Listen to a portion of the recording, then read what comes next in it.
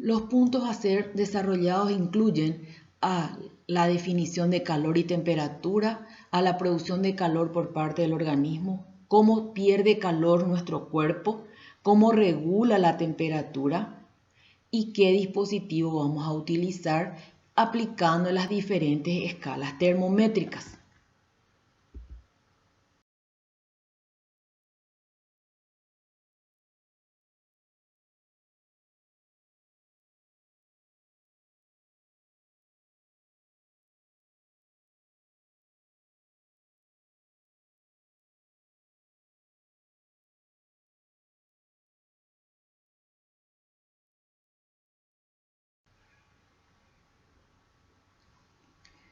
Si bien los conceptos de calor y temperatura están relacionados, también existen ciertas diferencias entre ambos conceptos.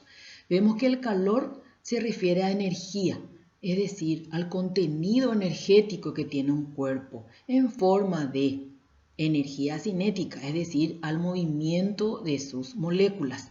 Y la temperatura es la magnitud física o medida del nivel energético o de agitación térmica de dichas partículas. Vamos a ver también que el calor, al ser energía, se va a medir en joules o calorías.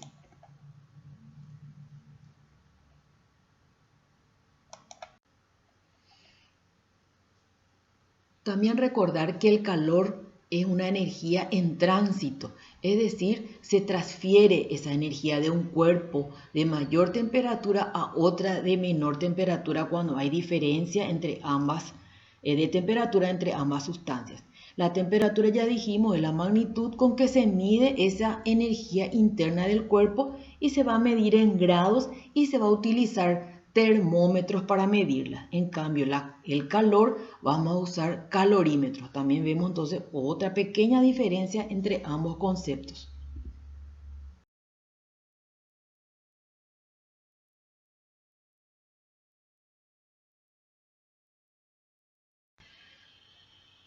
La temperatura no depende del número de partículas que se mueven, sino de la velocidad con que la hacen. A mayor velocidad, mayor temperatura.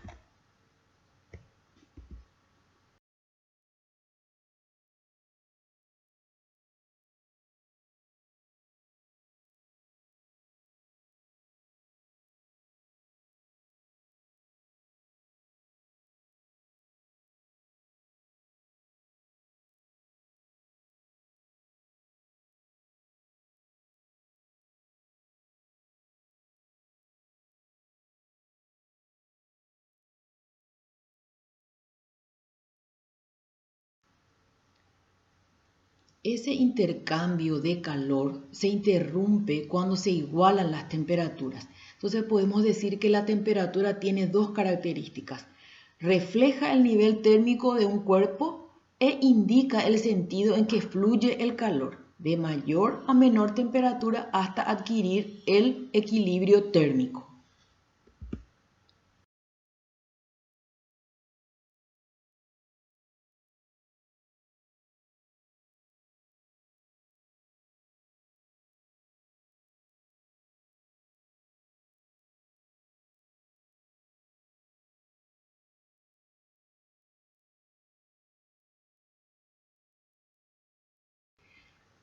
Otro punto a desarrollar se refiere a la producción de calor por parte del organismo. Tenemos dos factores importantes, como el índice metabólico, que se refiere a la formación de calor o producción de calor proveniente de la oxidación de alimentos, es decir, de la energía química guardada en los enlaces, especialmente de los nutrientes esenciales como son los ácidos grasos, la glucosa y los aminoácidos que van a otorgarnos energía, ¿sí? Otro punto es el trabajo muscular, que aporta mucho calor como veremos más adelante.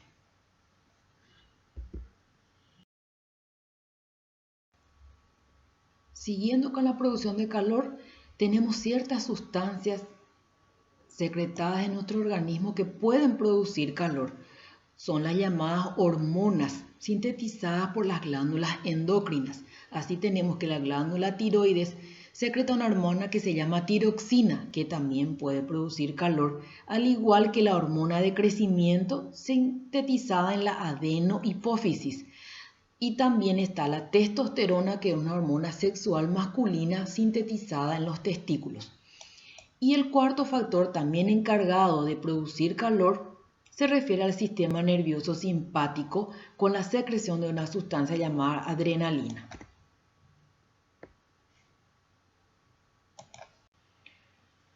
La producción de calor, dijimos, el índice metabólico. ¿Qué era el metabolismo?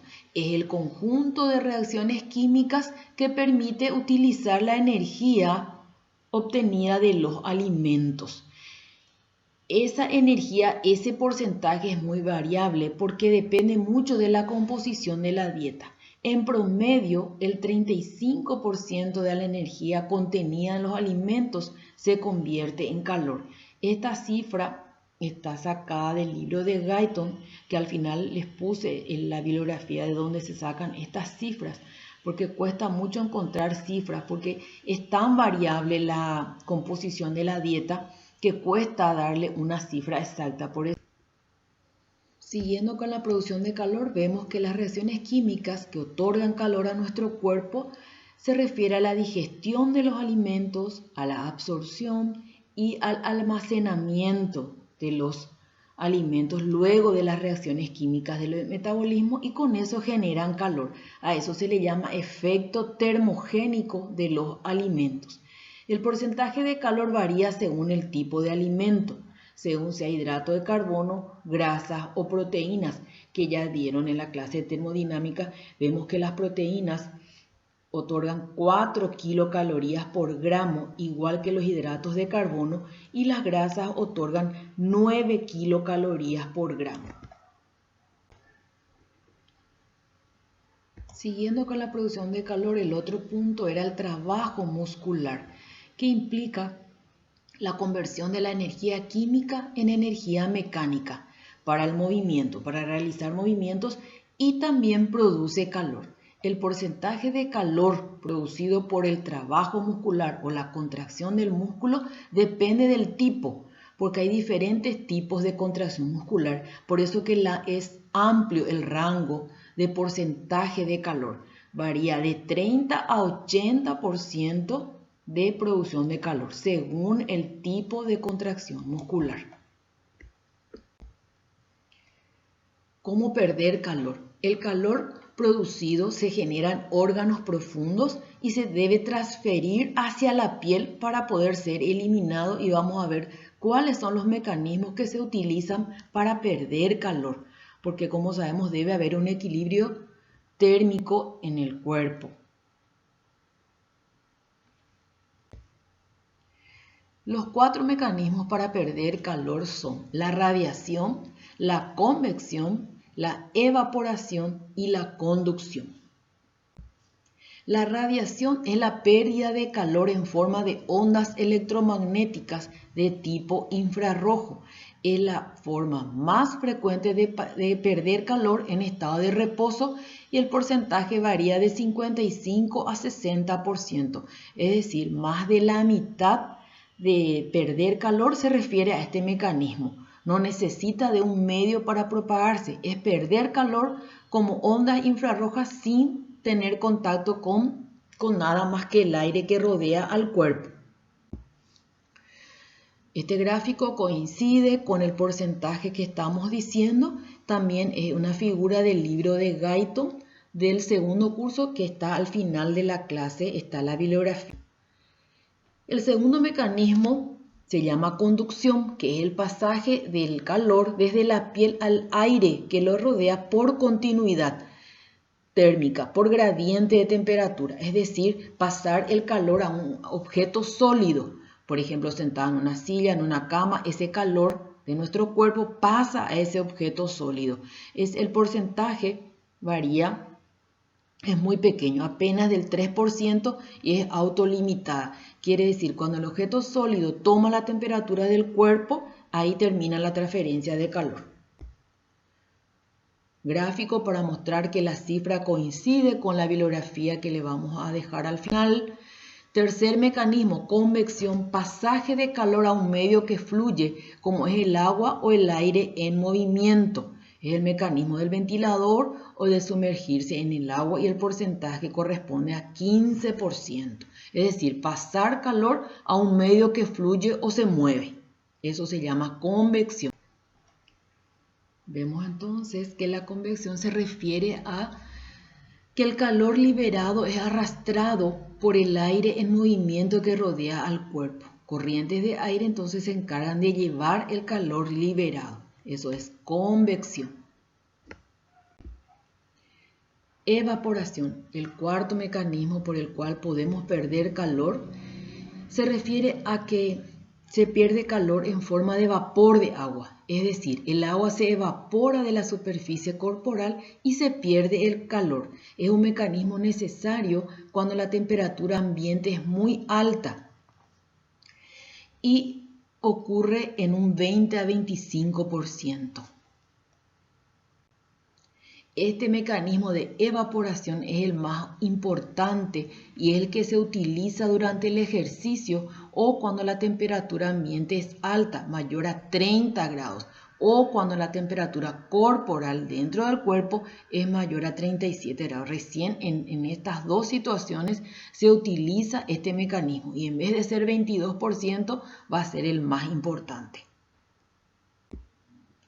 Evaporación 22%. Forma de gráfico, y en este gráfico juntamos todos los mecanismos de pérdida de calor.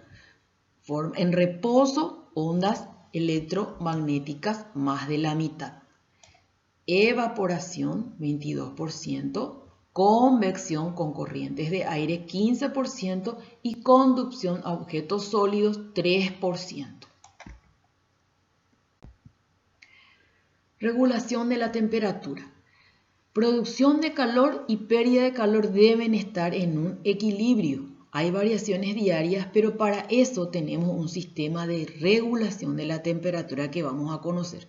Repasando, teníamos que la producción de calor era nuestro índice metabólico, nuestro trabajo muscular, el efecto termogénico de los alimentos que está dentro del metabolismo y ciertas hormonas como la tiroxina, de crecimiento y adrenalina.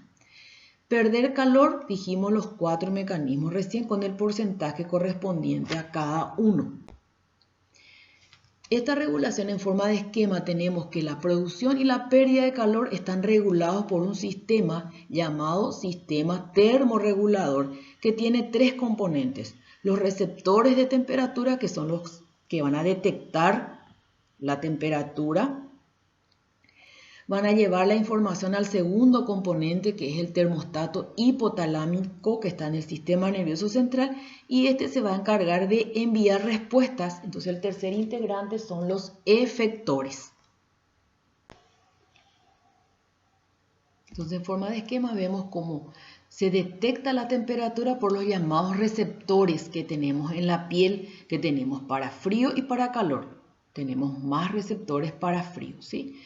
Estos receptores llevan información al termostato que está en el hipotálamo, que está en el sistema nervioso central, que es el que va a detectar la variación de la temperatura y de acuerdo a ello va a enviar respuestas, que puede ser a las arteriolas de la piel para que se cierren o se abran los vasos sanguíneos, de acuerdo a la temperatura que está detectando.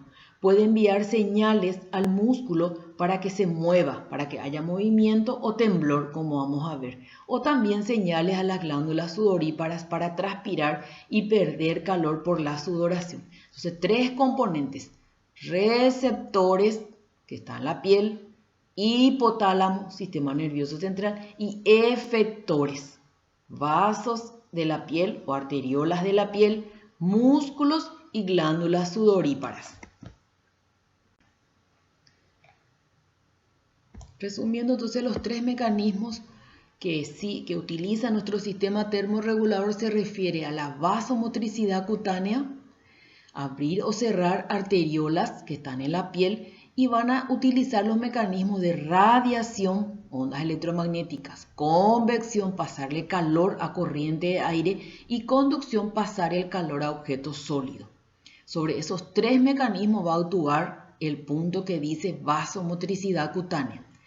El segundo punto de respuesta se refiere a los escalofríos, que son una sucesión de movimientos involuntarios de los músculos que constituyen una defensa contra el frío. Quieren producir calor porque está baja la temperatura. Es el segundo mecanismo que puede utilizar. Y tercer mecanismo utilizado por el sistema termorregulador es la sudoración, es decir, perder calor como vapor de agua, como dijimos.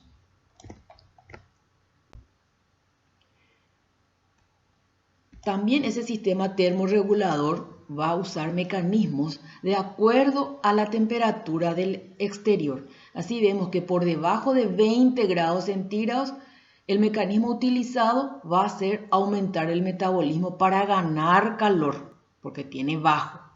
Entre 20 y 30 grados centígrados se va a recurrir a la vasomotilidad. ¿Qué quiere decir? Abrir o cerrar los vasos sanguíneos, o para ahorrar calor, es decir, cerrar los vasos sanguíneos, o perder calor, abrir los vasos sanguíneos, que se llama vasodilatación. Por encima de 30 grados ya se va a recurrir al mecanismo de la evaporación, es decir, se va a perder calor por el sudor, por la sudoración. Los termómetros.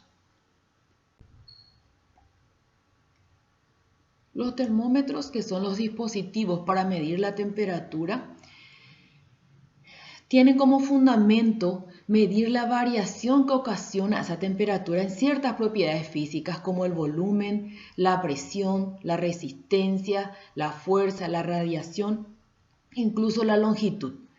Es decir, repitiendo, son dispositivos que van a registrar la temperatura en forma cuantitativa. Le vamos a dar un número. Dado que el calor dilata los cuerpos, se puede medir la temperatura por el grado de dilatación térmica que ocasiona la temperatura sobre esa sustancia. La sustancia termométrica debe tener la propiedad de variar linealmente con la temperatura y pueden ser líquidos, sólidos o gaseosos. Los líquidos son buenas sustancias porque su volumen aumenta con la temperatura. Los sólidos tienen el inconveniente de tardar en volver a su volumen original luego de aumentar por la temperatura. Los gases son las ideales, pero se expanden y necesitan mucha presión para volver a su volumen original. Los líquidos son los más útiles porque su volumen aumenta con la temperatura. El mercurio es el más utilizado por varias razones. Existen varias, 10 más o menos, pero referimos 4. Primero, por el calor específico bajo. Poca cantidad de calor eleva su temperatura. Su volumen varía uniformemente, en forma lineal. Se congela a menos 39 grados centígrados y entra en ebullición a más 357 grados centígrados. Es decir, un amplio rango en la escala de sus 2 puntos. Y no se adhiere al vidrio. Es decir, podemos introducir dentro de un vidrio y no se va a adherir. Entonces los termómetros pueden tener, según el tipo, varias características. Pueden dilatar térmicamente un gas, dilatar un sólido. Puede ser que haya una dupla termoeléctrica, son otros termómetros que se usan en motores. Pueden hacer variar la resistencia eléctrica o hacer variar la radiación.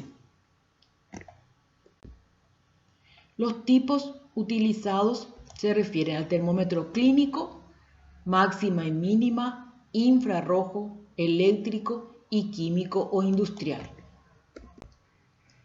El termómetro clínico es un tubo de vidrio sellado que contiene mercurio como sustancia termométrica ideal. El cambio de volumen se visualiza en una escala graduada que está en grados Celsius.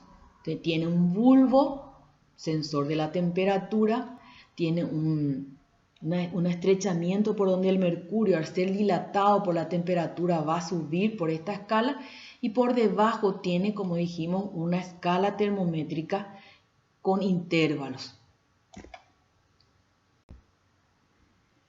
Registra la temperatura más alta del cuerpo humano. Por eso se dice que es solo de máxima. La escala se extiende entre 35 a 41 grados, con intervalo de 0,1 grados centígrados entre ellos, entre los números.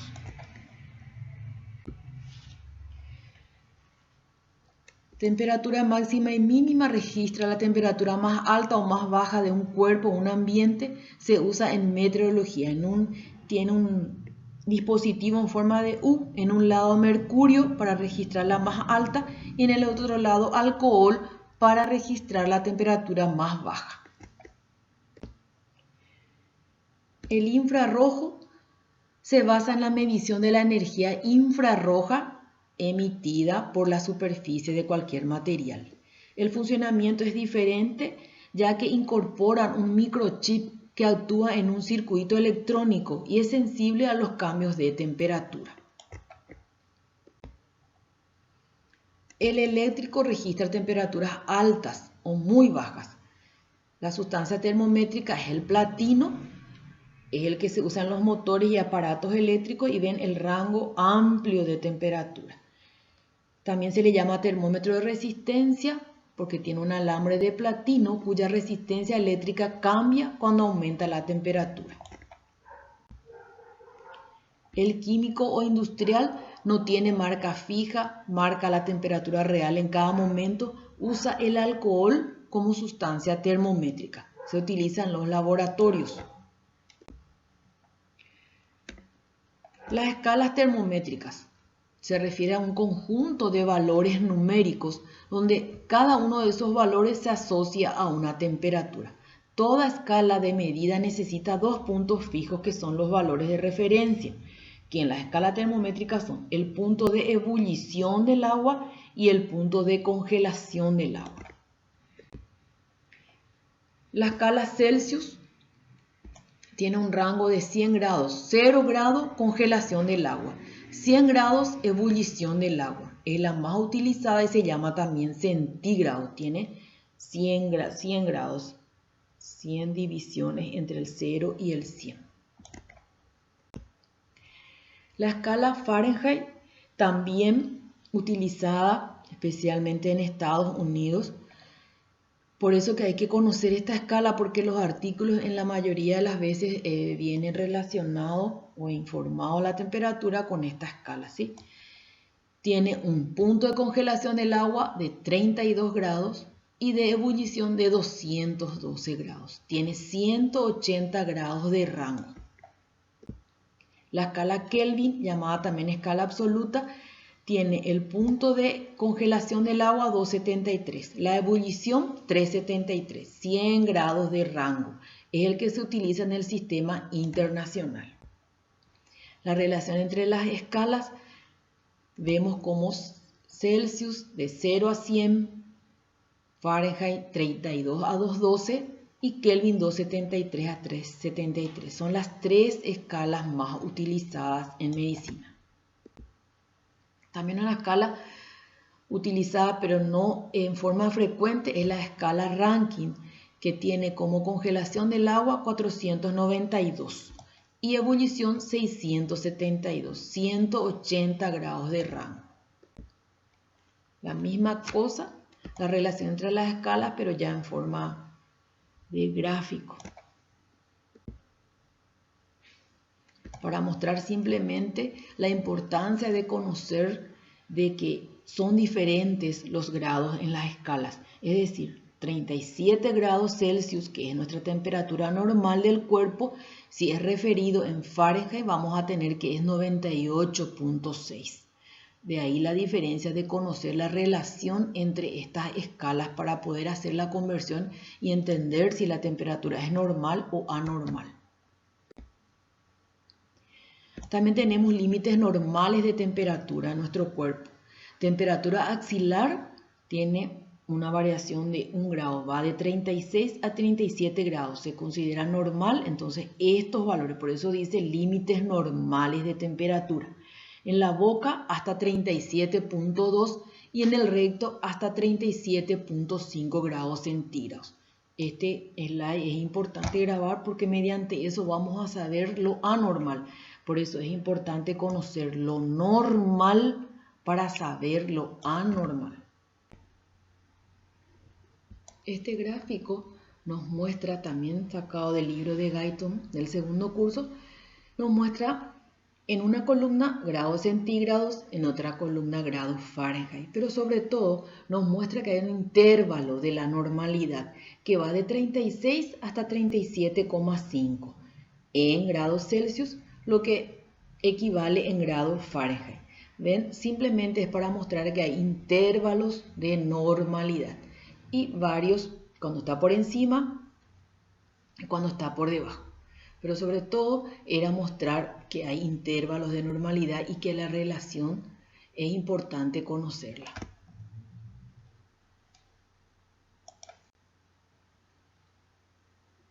Y termina con esto la clase, con esta relación de fórmulas para la conversión. Pasar de grados de Fahrenheit a centígrados y viceversa. Entonces, esos dos ejercicios que pueden realizar para desarrollar la fórmula y practicar.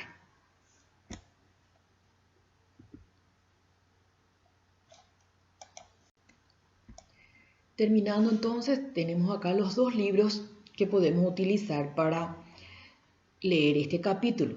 El libro del profesor Micó, en el capítulo 12, luego de termodinámica, está desarrollado este tema, y también en el libro de Guyton, en estas páginas figuran los puntos que les cité durante la descripción de la clase. Muchas gracias.